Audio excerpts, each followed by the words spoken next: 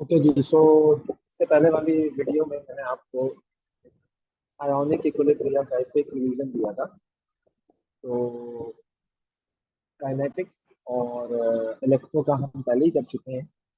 तो कलेक्टिवली इन तीनों टॉपिक्स के जो है वो टॉपिकल मैं करवाने वाला हूँ। इनमें प्रॉब्लम्स हो रही हैं आप लोगों को, तो इस वजह से मैंने इनको एक कंपाइलेशन करके यह है कि हम इसको आज करेंगे इंशाल्लाह। Okay. So hypophosphorus acid is an inorganic acid. Give the formula of phosphorus acid. The conjugate base of hypophosphorus acid is this.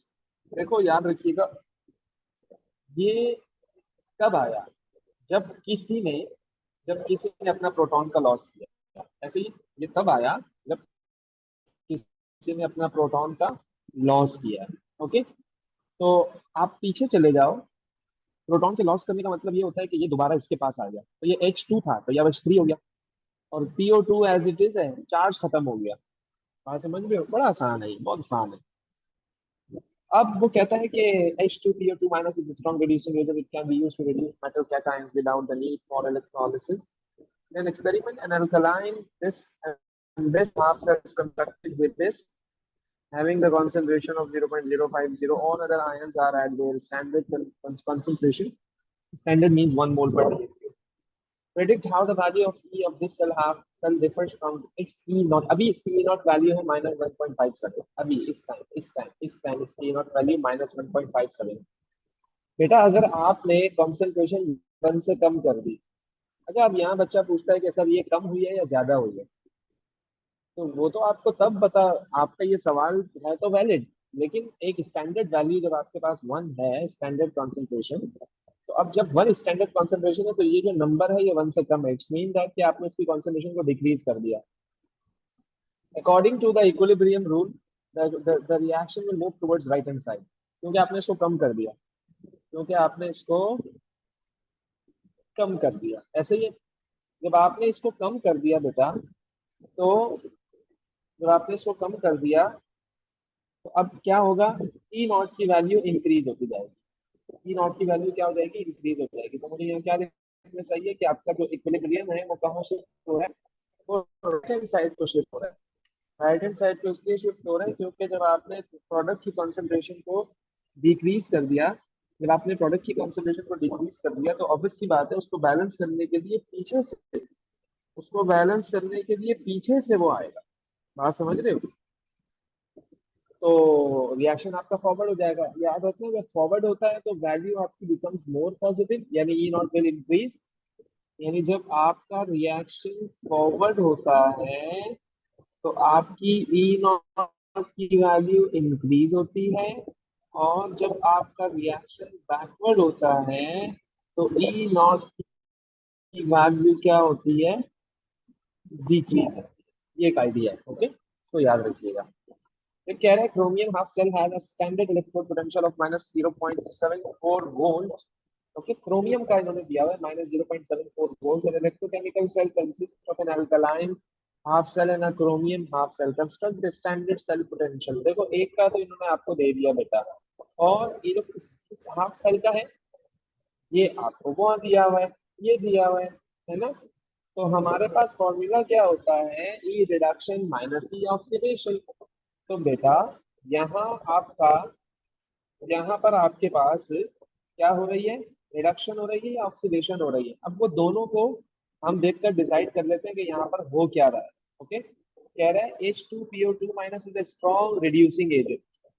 Strong reducing agent. अच्छा, रिड्यूसिंग एजेंट जो होता है ना, वो खुद ऑक्सीडाइज हो रहा होता है।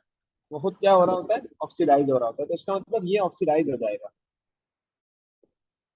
ये क्या हो जाएगा? ऑक्सीडाइज हो जाएगा। और रिड्यूस कौन होगा? रिड्यूस कौन होगा? क्रोमियम होगा। ऑब्वियस सी बात है ना, रिड्यूस कौन होगा भाई? क्रोमियम होगा रिड्यूस, है ना? तो रिडक्शन, क्रोमियम की वैल्यू दी हुई है, reduction minus oxidation, reduction minus oxidation. तो ये आपका माइनस माइनस प्लस हो गया, तो दोनों को मैंने ऐड कर दिया, आंसर आया 0.83 वोल्ट। सिंपल है ना, 0.83 वोल्ट। भाई डायग्राम कंप्लीट करनी थी हमें। वो कह रहा है कि show the standard electrode potential of the chromium half cell can be measured relative to that of the sheet standard hydrogen electrode. आपको अगर याद हो, हमने इलेक्ट्रो में हर चीज को मेजर किया था थ्रू शीट, हर चीज को हमने मेजर किया था through sheet. Simple hydrogen electrode, किसी भी चीज का ई नॉट आपको मेजर करना हो तो आप उसको कंपेयर करा दो सिंपल हाइड्रोजन इलेक्ट्रोड से। सो ये हमारा सिंपल हाइड्रोजन इलेक्ट्रोड इन्होंने ऑलरेडी बनाकर दिया हुआ था, लेकिन इन्होंने लेबलिंग नहीं की हुई थी, उसकी हाफ सेल बना हुआ था हमारे पास। तो यहाँ से हाइड्रोजन गैस एंटर होती है बेटा, यहाँ से हाइड्रोजन गैस एंटर होती है। ओके, स्टैंडर्ड कंडीशंस पर, स्टैंडर्ड कंडीशन हमारे पास जो होती है वो 1 एटमॉस्फेयर पर एंटर होती है एट 298 केल्विन। ओके, और प्लैटिनम इलेक्ट्रोड होता है, वहां पर जाकर एब्जॉर्ब हो जाती है, और वो जो इलेक्ट्रोड डिप होता है वो 1 मोल/dm³ HCl के सोल्यूशन में होता है। फिर यहाँ पर आपके पास वोल्ट मीटर लगा हुआ होता है। वोल्ट मीटर के बाद आपके पास जो दूसरा इलेक्ट्रोड होगा, दूसरा जो आपके पास हाफ सेल होगा, वहां पर वो चीजें होंगी जिसका ई नॉट आपको मेजर करना होगा। तो ये कह रहे हैं कि Cr3+ और Cr, तो ये जो दूसरा Cr सॉलिड है दैट इज इलेक्ट्रोड, और ये जो क्रोमियम 3+ है, all ions are in aqueous state, this is your solution. आपने क्रोमियम इलेक्ट्रोड को क्रोमियम 3+ के सॉल्यूशन में डिप किया हुआ है, and that is the salt bridge which is used to complete the circuit. 3 mark का क्वेश्चन था ये, है ना, कितना आसान था देखो। फिर कह रहा है कि H2PO2- reduces Na2+ to Na। अच्छा जी, okay, use equation 1 to construct the ionic equation for this reaction. तो बेटा हुआ क्या, मैंने निकल की इक्वेशन लिखी कि निकल 2+, 2 इलेक्ट्रॉन गेन करेगा और निकल में कन्वर्ट हो जाएगा। ओके, अच्छा, निकल तो हो गया रिड्यूस, क्योंकि निकल ने इलेक्ट्रॉन गेन किया, reduction is gain of electron. तो बेटा ये क्या हुआ होगा, ऑक्सीडाइज हुआ होगा ना, ये क्या हुआ होगा, ऑक्सीडाइज हुआ होगा ना, यानी कि ये ऑक्सीडाइज हुआ होगा। तो बेटा oxidation is loss of electron ना यार।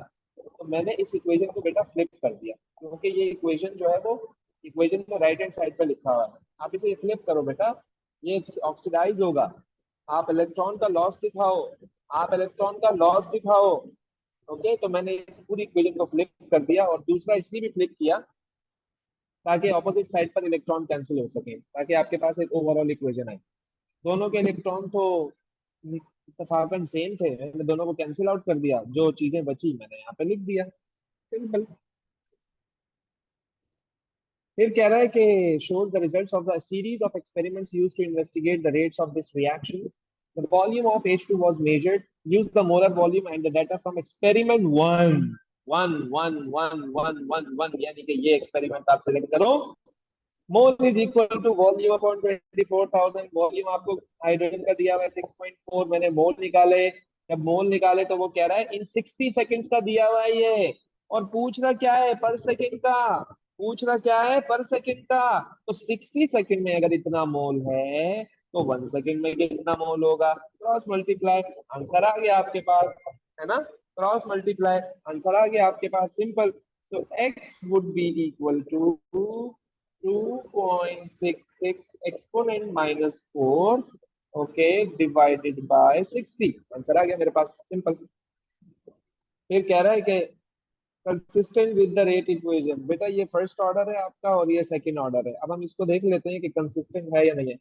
बेटा जब मैंने एक्सपेरिमेंट 1 और 2 को सिलेक्ट किया तो एग्जैक्टली कॉन्सेंट्रेशन डबल हो रही है, 0.4 से 0.8 हो रही है, 0.4 से 0.8 हो रही है। अच्छा, जब भी हम इसका order of reaction find out करेंगे तो इसके सामने वाली चीजें कांस्टेंट होनी चाहिए ना, इसके सामने वाली चीजें कांस्टेंट होनी चाहिए, वरना तो आप इसका इफेक्ट रेट पर चेक ही नहीं कर सकते, वरना ये भी बीच में टांग अड़ा रहा होगा। बाकी चीजें कांस्टेंट होनी चाहिए। ओके, तो मैंने देखा कि कॉन्सेंट्रेशन डबल हो रही है, तो बेटा रेट भी डबल हो रहा है, एग्जैक्टली रेट डबल हो रहा है, तो फर्स्ट ऑर्डर है। हमने लिखा experiment 1 and 2 concentration is double, so the volume is also double, means the first order, means the order of reaction is first order।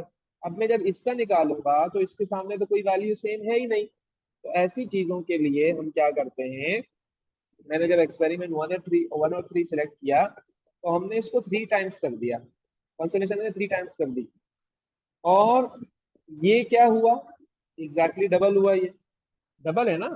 Okay, rate पे क्या इफेक्ट आया 3/4 का, आप डिवाइड करा के देख लो जरा यार, 4.8 को 6.4 से, 0.75 आएगा आंसर, यानी कि 3/4, यानी कि 3/4। तो बेटा ये 3 और 3 कैंसिल, ये 2 और ये 2 कैंसिल, तो सेकंड ऑर्डर आ गया ना आपके पास। तो ये सेकंड ऑर्डर आपका रिएक्शन है, so this is second order. Simple simple simple simple. यानी कि अगर मैं इसको आपको यूं करके बताऊं कि बेटा ये हमने क्या किया, 3 टाइम्स किया और ये 2 से 1 हो गया, यानी आप इसको लिख सकते हो कि एग्जैक्टली हाफ हो गया, और ये 3/4 हो गया। तो बेटा ये कैंसिल हो गया, ओके कैंसिल हो गया। और क्या बचा, 1/2, 1/2 और 1/4। 1/2 1/4, मैं इनको फ्लिप कर रहा हूँ, मैं इनको फ्लिप कर रहा हूँ। तो सेकंड ऑर्डर आ गया आपके पास। बात समझ रहे हो? तो ऐसे भी आप मतलब अपनी अंडरस्टैंडिंग के लिए ये काम कर सकते हो, लेकिन आपको लिखना यही होता है। ओके, आपको ये बताना है कि हमने इसको ट्रिपल किया, उसको डबल किया, तो जो आपका वॉल्यूम ऑफ हाइड्रोजन था वो 3/4 हो गया, so the reaction is first order. तो ये आपको लिखना होता है। फिर कह रहा है यूनिट बताओ रेट कांस्टेंट के। अच्छा जी, ओके। अब रेट इक्वेशन तो इन्होंने हमें दी हुई है, टोटल पावर इसकी 2 और इसकी 1, तो टोटल 3 हो गया ना। मैंने आसानी के लिए यहाँ 3 पुट कर दिया, इससे थोड़ी आसान हो जाती है चीजें। रेट का यूनिट आपको पता है मोल पर डीएम क्यूब पर सेकंड होता है, और ये कॉन्सेंट्रेशन है मोल पर डीएम क्यूब पर सेकंड की पावर 3। मोल पर डीएम क्यूब की पावर 3, तो 3 × 1 = 3, 3 × 3 = 9। अब मैंने इनको सॉल्व कर लिया, सिंप्लीफाई कर लिया, मेरे पास यूनिट आ गया। मैंने इनको सिंप्लीफाई कर लिया, पावर सेम थी, ये 1 थी, ये 3 थी, ये 1 - 3 -2 बन गया, और ये -3 और ये पावर ऊपर आएगी तो +9, यानी कि -3 और +9, तो ये आपके पास बन गया +6 और -1 एज इट इज, पर सेकंड एज इट इज आ गया। तो ये जो आपका यूनिट है ये है रेट कांस्टेंट का यूनिट। ओके, फिर कह रहा है कि calculate the value of the half life. बेटा हाफ लाइफ का फॉर्मूला आपको याद होना चाहिए। ओके, ये हाफ लाइफ का formula T half is equal to 0.693 upon K rate constant है। रेट कांस्टेंट आपको इन्होंने दिया हुआ है, दोनों को डिवाइड करा है, मेरे पास हाफ लाइफ आ गई। ओके, कह रहा है कि how an increase in temperature affects the value of the rate constant. बेटा आप टेम्परेचर बढ़ाओगे तो रेट कांस्टेंट इंक्रीज हो जाएगा, डायरेक्टली प्रोपोर्शनल होते हैं। एक मार्क का क्वेश्चन है। A student suggests that the reaction between this and this might happen more quickly in the presence of a heterogeneous catalyst.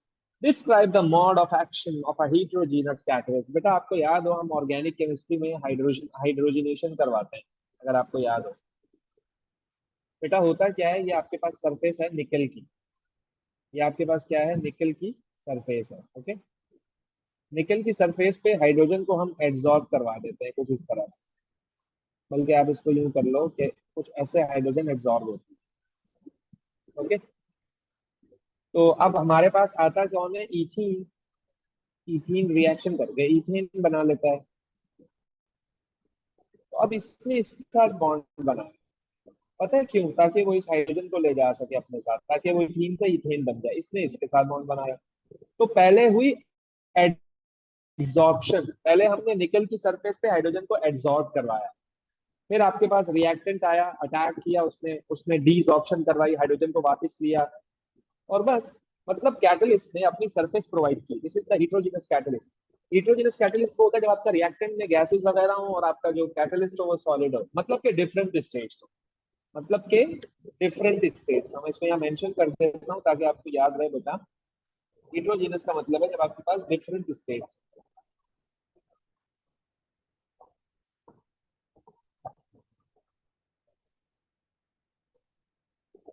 ये तो बहुत ही वही आसान क्वेश्चन है, लास्ट टाइम हमने जो इसका ईयरली किया था उसमें भी बताया था मैंने। बेटा KOH से रिएक्शन हो रहा है, KOH is an alkali, strong alkali. KOH क्या है, स्ट्रॉन्ग अल्कली है, राइट।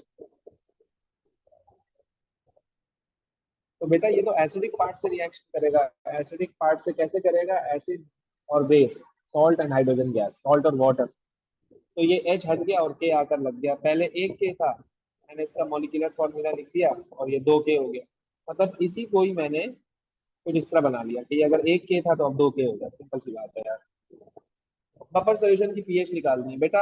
आप एक काम करें, बफर सॉल्यूशन के लिए आपने मोल ऑफ एसिड निकालने हैं। मैंने मोल ऑफ एसिड निकाल लिए, यहाँ से इसका डाटा मैंने कलेक्ट कर दिया, ये एसिड का डाटा इन्होंने आपको दिया हुआ है, और ये जो डाटा इन्होंने आपको दिया हुआ है बेटा, ये एल्कली का डाटा दिया हुआ है। बड़ी सिंपल सी बात है, मैंने दोनों के मोल निकाल लिए। ओके, ये एसिड के मोल आ गए और ये KOH के मोल आ गए। बेटा दोनों में छोटा मोल किसका है, कम मोल किसका है, KOH का। जब कम मोल KOH का है, that is the limiting reaction, that is the limiting reactor. Limiting reactor क्यों निकालते हैं? ताकि आप अपने प्रोडक्ट के मोल्स को डिसाइड कर सको। भाई मेरे पास 5 टी-शर्ट्स हैं और 3 ट्राउजर्स हैं, और क्या है, 3 ट्राउजर है, सूट कितने बनेंगे? आप बोलोगे 3। क्यों भाई 5 क्यों नहीं कहे? क्योंकि 2 और सूट कैसे बनेंगे, ट्राउजर ही खत्म हो गए। कम चीज से आपने अपने प्रोडक्ट को आइडेंटिफाई किया ना, कम चीज से आपने अपने प्रोडक्ट को आइडेंटिफाई किया ना, तो इसीलिए कम मोल से आपने अपने प्रोडक्ट को आइडेंटिफाई कर लिया। ये आपके पास इक्वेशन दी हुई है बेटा, आपको इसके भी मोल पता है, इसके भी। हमें हमें सॉल्ट के मोल पता होने चाहिए, क्योंकि पीएच ऑफ बफर सॉल्यूशन का ये फॉर्मूला है, इसमें सॉल्ट के मोल चाहिए। तो मैंने इससे रेशो लगाया, क्योंकि ये कम है तो मुझे सॉल्ट के मोल पता लग गया, that is the same 3 exponent -3। अब जाहिर बात है आपका जो एसिड है वो एक्सेस था, जाहिर बात है ज्यादा है, तो आफ्टर द रिएक्शन कुछ ना कुछ तो एसिड बचा होगा ना, तो वो रिमेनिंग मोल ऑफ एसिड मैंने फाइंड आउट कर लिया, दोनों मोल को सबट्रैक्ट करवा लिया। मुझे तो कॉन्सेंट्रेशन चाहिए, तो concentration is equal to mole upon total volume. तो टोटल वॉल्यूम आपका 70 cm³ है, क्यों कि ये 20 cm³ और ये 50 cm³, टोटल 70 cm³ है। मैंने मोल को इसके वॉल्यूम से डिवाइड कराया, इसकी कॉन्सेंट्रेशन आई। मैंने इसके मोल को इसके वॉल्यूम से डिवाइड कराया, इसकी कॉन्सेंट्रेशन आई। उनको इस फॉर्मूले में पुट किया, मेरे पास पीएच आ गई। बहुत सिंपल सा फिनोमेना है, बहुत सिंपल सा फिनोमेना है। ओके, तो एक दफा ट्राई कीजिएगा आप लोग। ऑर्डर ऑफ रिएक्शन क्या है? The power to which the concentration of reactant is raised in rate equation. यानी जो ये रेट इक्वेशन है आपके पास, ये जो पावर्स आपको नजर आ रही है, एक 2 है, एक 2 है, एक 1 है, तो ये ऑर्डर ऑफ रिएक्शन है। The power to which the concentration of reactant is raised in a rate equation is order of reaction. बेटा इस इक्वेशन से हमने जब देखा तो हमें ऑर्डर ऑफ रिएक्शन पता लगा, 2 और 1 और 1, है ना। IO3 के रिस्पेक्ट से 1 है, और H प्लस और I माइनस के रिस्पेक्ट से क्या है, 2 है। अगर आप इसमें देखें बेटा, तो यहाँ से हमने रेट इक्वेशन को देख लिया है। ओवरऑल ऑर्डर 5 है। Use your answer to a sketch lines in figure 3.1 to show the relationship between the initial rates and the concentration of। बेटा ये फर्स्ट ऑर्डर है। फर्स्ट ऑर्डर का मतलब जितना आप कॉन्सेंट्रेशन को बढ़ा रहे हो, जितना आप किसी भी चीज की कॉन्सेंट्रेशन को बढ़ा रहे हो, डबल कर रहे हो, तो रेट भी क्या हो रहा है, रेट भी क्या हो रहा है, डबल हो रहा है। अगर आपने इसको मल्टीप्लाई बाय 2 कर दिया, तो रेट भी क्या हो गया, मल्टीप्लाई बाय 2 हो गया। बेटा यहाँ पर क्या सिनेरियो होता है, अगर आपने किसी चीज को डबल कर दिया बेटा, तो पता है क्या है, रेट आपका बेटा 4 टाइम्स हो गया, तो तभी तो ऐसा कर्व आ गया। बात समझ रहे हो, रेट 4 टाइम्स इंक्रीज हो गया। तो ये ग्राफ आपको पता होने चाहिए, रेट वर्सेस कॉन्सेंट्रेशन। ये जो ग्राफ है बेटा, ये ग्राफ है आपके, अल्लाह भला करे, rate versus concentration, rate versus concentration.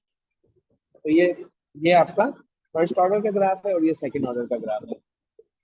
Calculate the rate constant for this reaction. भाई रेट कांस्टेंट, आप आ जाओ जरा यार, ये आपको रेट इक्वेशन दी हुई है, ये आपको रेट इक्वेशन दी हुई है, आपने रेट कांस्टेंट अलग कर लिया, यानी कि आपने के अलग कर लिया, रेट अपॉन कॉन्सेंट्रेशन। तो बेटा रेट भी आपको दिया हुआ है, रेट भी आपको क्या किया हुआ है, मैंने दिया हुआ है, आप अगर देख सकते हैं बेटा 4.20 आपको रेट दिया हुआ है। बेटा आपको रेट भी दिया हुआ है, आपको सबकी कॉन्सेंट्रेशन भी पता है यार, आपको यहाँ पर आपको इसकी भी पता है, इसकी भी पता है, इसकी भी पता है। भाई यहाँ पुट करो ना यार, के निकालो ना भाई। तो के आ गया मेरे पास, ये आ गया, मैंने के का यूनिट निकाल लिया फिर। बेटा ये सबसे आसान तरीका है, मतलब टोटल पावर 5 एक साथ पुट कर दो, मोल 5 DM-50। अब ये 1 है, तो 1 -5 -4 -3 +15 +12 पर सेकेंड एज इट इज, आपके पास यूनिट आ गया, सिंपल। बेटा इसी तरह से आपने 3.1 calculate concentration of hydrogen ions in experiment 2। बेटा एक्सपेरिमेंट 2 में तो आपको ये पता ही नहीं है, आपने अब ये वाला पूरा डाटा इस इक्वेशन में पुट किया, और यहाँ से H प्लस निकाल दिया। देखो मैंने ऐसे ही किया है, क्योंकि H प्लस का स्क्वायर बन रहा है, तो हमने रूट ले दिया, ताकि रूट से स्क्वायर कैंसिल हो जाए, और आपके पास H प्लस की कॉन्सेंट्रेशन बड़ी आसानी के साथ आ जाए। तो ये भी कोई इतनी लंबी चौड़ी कैलकुलेशन नहीं है, होगी। ओके, खुद इसको आप सिंप्लीफाई कर लेना, आपके पास आंसर आ जाएगा। फिर क्या इन्होंने किया है, the reaction is repeated in 2 experiments, 2 separate experiments. The experiments are carried out at the same temperature and with the same concentration of I minus and IO3 minus. One experiment takes place at pH 1.0 and the other experiment takes place at pH 2.0. Rate at pH 1, rate at pH 2. बेटा अब इन्होंने rate equation तो वही है ना, rate equation तो change नहीं होगी, मैंने रेट इक्वेशन लिख ली है यहाँ पर, रेट इक्वेशन तो चेंज नहीं होगी ना, वही रेट इक्वेशन है। तो ये दोनों सेम थे, मैंने कैंसिल आउट कर दिए, और ये दोनों सेम थे, मैंने कैंसिल आउट कर दिए। ये भी सेम है लेकिन मैं कैंसिल आउट कर नहीं सकता क्योंकि H प्लस आयन की कॉन्सेंट्रेशन चेंज हो गई, एक की pH 1 है, एक की pH 2 है। तो आप निकालो पहले, पहले आप निकालो इसकी कॉन्सेंट्रेशन। तो मैंने H प्लस की कॉन्सेंट्रेशन यहाँ से निकाल ली, इसका एंटी लॉग ले लिया, ये 0.1 आया और ये 0.01। मैंने इनको यहाँ पुट किया, दोनों को मैंने सॉल्व किया, आसान आंसर आ गया है।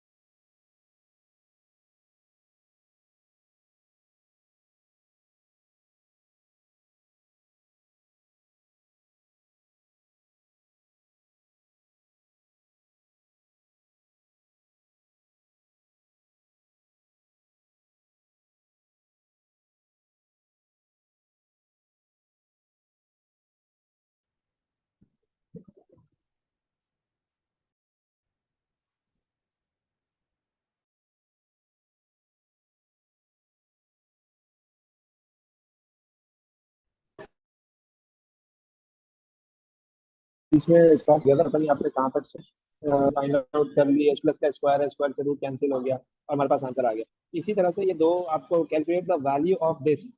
अब रेट की इक्वेशन दोनों के लिए सेम है, जब दोनों के लिए सेम है तो ये दोनों आयन सेम थे, कैंसिल आउट कर दिए, दोनों आयन सेम थे, कैंसिल आउट कर दिए। इनको मैं कैंसिल आउट कर नहीं सकता, इसमें इसे नहीं कर सकता क्योंकि इसमें बेटा H प्लस की कॉन्सेंट्रेशन अलग अलग है, क्योंकि मुझे पीएच अलग अलग दी हुई है, ये pH 1 है, ये pH 2 है। मैंने इन दोनों के अकॉर्डिंगली H प्लस की कॉन्सेंट्रेशन निकाल ली, इसकी 0.1 आई और इसकी 0.01 आई।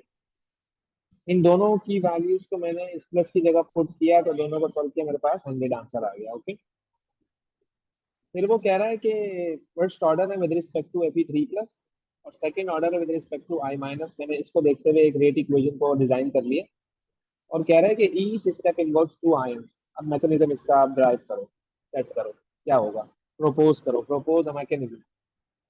तो मैंने क्या किया बेटा, अच्छा चार्जेस कांस्टेंट होने चाहिए, मैंने क्या किया, Fe3 प्लस और I माइनस, इसको रिएक्ट करवाया, Fe आई बना दिया, Fei बना दिया।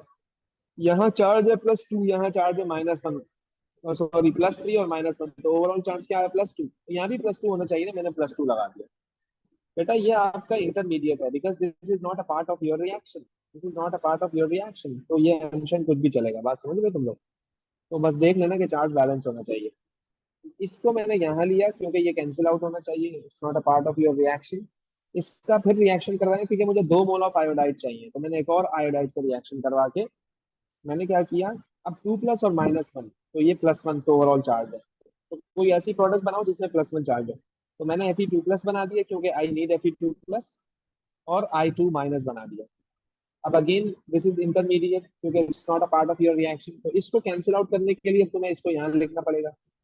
बेटा केमिस्ट्री कम है, कॉमन सेंस ज्यादा ही है, इसकी प्रैक्टिस करोगे तो ये आएगा। ओके, ये केमिस्ट्री कम है, कॉमन सेंस ज्यादा है।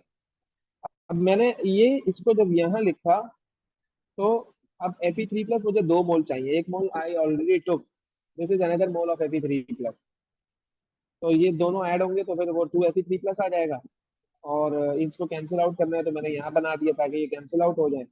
I2 भी मुझे चाहिए था, मैंने I2 लिख दिया और सब कुछ सेट हो गया। अब देखो हर एक में चार्ज बैलेंस है, +2 -1 +1, +2 -1 +1, ये +3 -1 +2, और ये +2 और 0 +2। तो ये है आपके पास टोटल। ठीक है, अच्छा अब वो कह रहे हैं कि रेट डिटरमिनिंग स्टेप कौन सा है। भाई रेट डिटरमिनिंग स्टेप वो होता है जिसमें ये इन्वॉल्व होता है। अब मुझे तो इसमें देख के कोई भी इक्वेशन नहीं नजर आ रही है, ना ये नजर आ रहा है, ना ये नजर आ रहा है, ना ये नजर आ रहा है, कुछ भी नहीं आ रहा भाई। लेकिन हाँ, जब आप इन दोनों इक्वेशन को ऐड कर रहे हो बेटा, तो मैं करके दिखा देता हूँ आपको नीचे। जब आप इन दोनों इक्वेशन को ऐड कर रहे हो ना बेटा, तो ये Fe आई टू प्लस से Fe2 प्लस कैंसिल, तो Fe3 प्लस I-2I- और आपके पास Fe2+ और I2-। ये देखो, ये कंसिस्टेंट हो गई, इससे हो गई कंसिस्टेंट। तो दैट्स वाई जो आपका रेट डिटर्मिनिंग स्टेप है वो स्टेप 1 और स्टेप 2 का कॉम्बिनेशन है। ओके, सेट है। अच्छा जी, ओके। फिर वो कह रहा है कि name 3 metal catalyst used in catalytic converters. तो रोडियम हो सकता है, प्लैटिनम है, प्लाडियम है। What is mean by term heterogeneous, मैं बता चुका हूँ आपको कि डिफरेंट फेज होता है। भाई रिलेशनशिप आपको बताना है के का और पीके का, तो पीएच का और एच प्लस का। तो pK is equal to negative log of K और pH is equal to negative log of H plus. फिर पीएच बतानी है आपको, चूंकि ये वीक एसिड, उसने पहले ही आपको बता दिया वीक एसिड की पीएच तुम डायरेक्टली इस फॉर्मूले को यूज नहीं कर सकते हो, क्योंकि ये तब यूज करते हैं जब आप मोल रेशियो लगा सकते हो between reaction and product. Weak acid के लिए तुम्हें पीके लेना पड़ेगा, तो पीके ए से तुमने के ए निकाला, पीके ए से तुमने के ए निकाला, यानी कि तुमने पीके को यहाँ पुट किया और तुमने इसका एंटी लॉग लिया और हमारे पास क्या आ गया, के आ गया। ओके, एच प्लस का square divided by concentration of acid. Concentration of acid आपको दिया हुआ है 0.120। ओके, ये एच प्लस का स्क्वायर है, स्क्वायर से रूट कैंसिल करोगे, स्क्वायर से रूट कैंसिल करोगे, लेकिन इसको वहां शिफ्ट कर देना। तो मैं अभी इसको यहाँ नहीं लिख रहा, मैंने इसको वहां शिफ्ट कर दिया, स्क्वायर से रूट कैंसिल हो जाएगा। और जब तुम इसको सॉल्व करोगे तो तुम्हारे पास क्या आएगा आंसर, एच प्लस की कॉन्सेंट्रेशन का। अब जो भी H प्लस की कॉन्सेंट्रेशन का तुम्हारे पास आंसर आएगा इन मोल पर DM क्यूब, उसको तुम कहाँ पुट करोगे, इस